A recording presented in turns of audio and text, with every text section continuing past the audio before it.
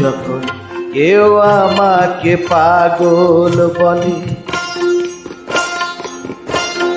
যখন কেউ আমাকে পাগল বলে, তার প্রতিবাদ করি আমি। যখন তুমি আমায় পাগল বলো, তুমি আমায় পাগল বলো, ধন্য যে হয় সেই পাগলামি। ধন্য আমি, ধন্য হে, পাগল তোমার জন্য যে। ধন্য আমি, ধন্য হে, পাগল তোমার